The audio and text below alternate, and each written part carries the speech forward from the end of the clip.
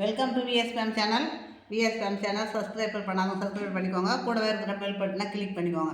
இன்றைக்கி வந்து ரவை இனிப்பு குழி பணியாரம். அதனால் நான் ஏற்கனவே குழி பணியாரம் நிறைய போட்டிருக்கேன். கார குழி பணியாரம் போட்டிருக்கேன். அரிசி மாவில் புழுங்கல் அரிசியும் பச்சை அரிசியும் கலந்து போட்டிருக்கேன்.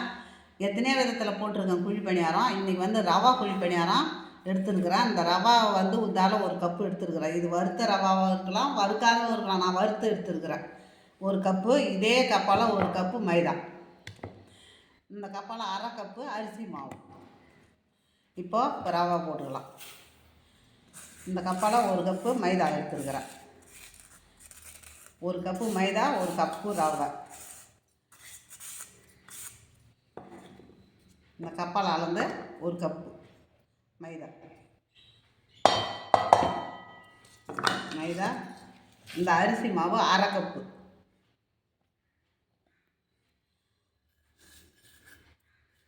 அரிசி மாவு அரை கப்பு.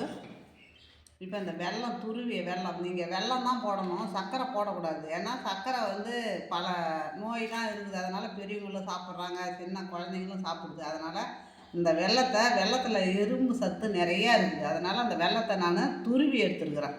இந்த மாதிரி பூ மாதிரி. வெல்லம் ஒரு கப்பு எடுத்துக்கினேன்.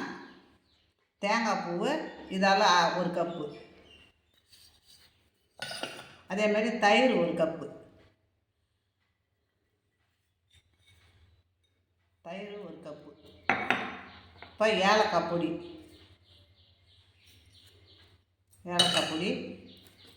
இப்போ உப்பு, அதுக்கு தேவையான உப்பு. இனிப்பு போடுறதுனால உப்பு அதிகம் தேவையில்லை.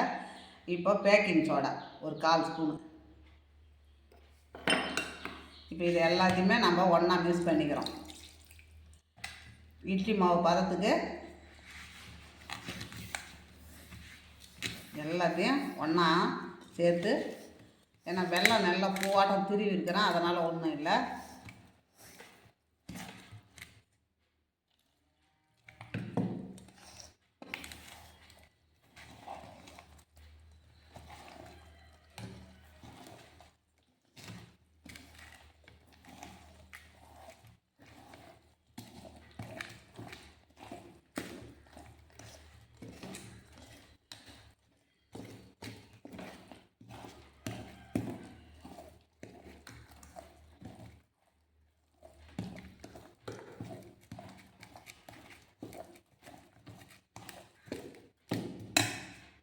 நாட்டு சர்க்கரை இருந்தால் கூட நாட்டு சர்க்கரை போட்டுக்கலாங்க. ஆனால் சர்க்கரை வேணாம். நீங்கள் நாட்டு சர்க்கரை இல்லைன்னா வெல்லத்தை அது மாதிரி நல்லா பூ மாதிரி துருவி போட்டுக்கலாம்.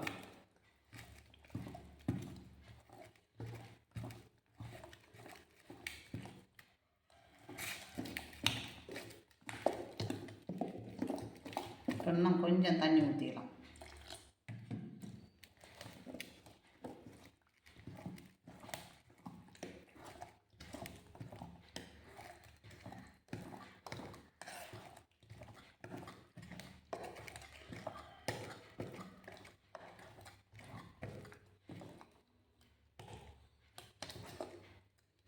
குழி பணியாரம் சட்டி அடுப்பில் வச்சுட்டு நம்ம அப்படியே ஊற்ற வேண்டியது தான். இப்போ நம்ம கொஞ்ச நேரம் ஊறட்டும்.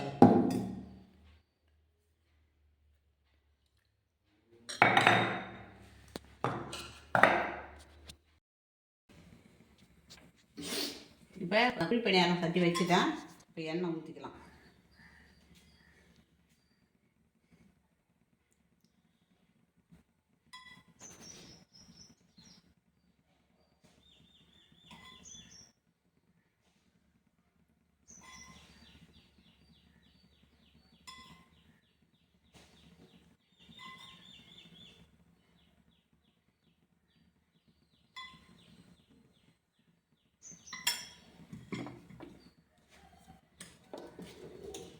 நம்ம இப்போ நிறையா ஊற்ற வேணாம். முக்கால் குழி ஊற்றிக்கலாம்.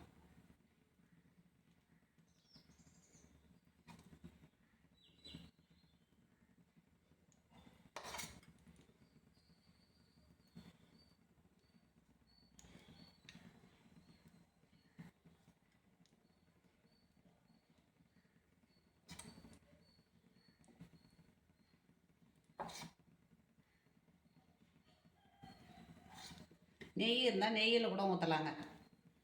நெய் இல்லைன்னா நம்ம சமையல் எண்ணெயிலே ஊற்றிக்கலாம்.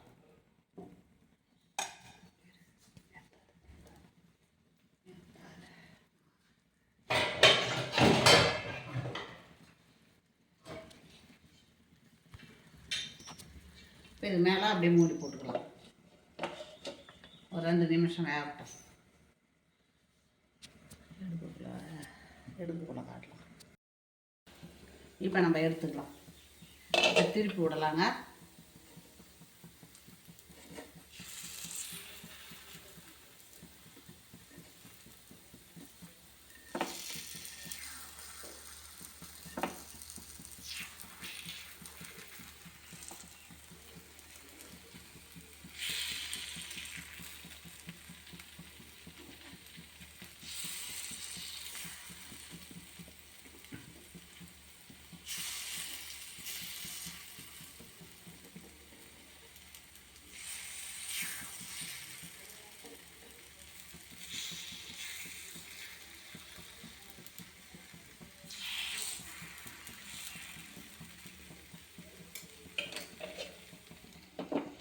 கொஞ்ச நேரம் வேகட்டும்.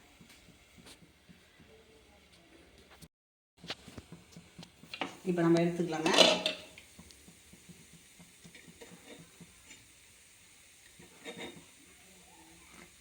பாருங்க இவ்வளோ அழகாக இருக்குது பாருங்க. இந்த ரவா குழி பணியாரம் அவ்வளோ சாப்பிட்றதுக்கு அவ்வளோ சாஃப்டாகவும் அருமையாக இருக்கும்.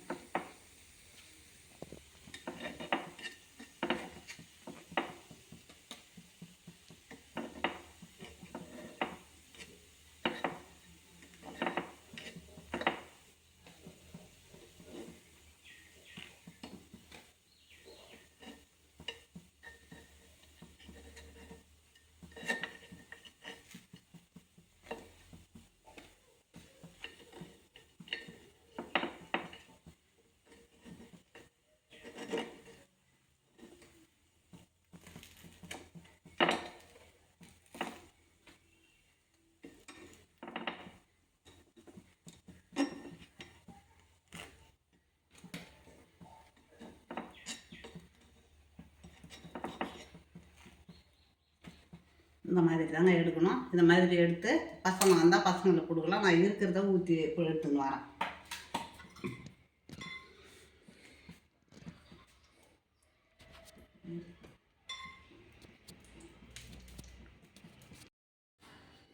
குழி பணியாரம் ரெடி ஆகிடுதுங்க.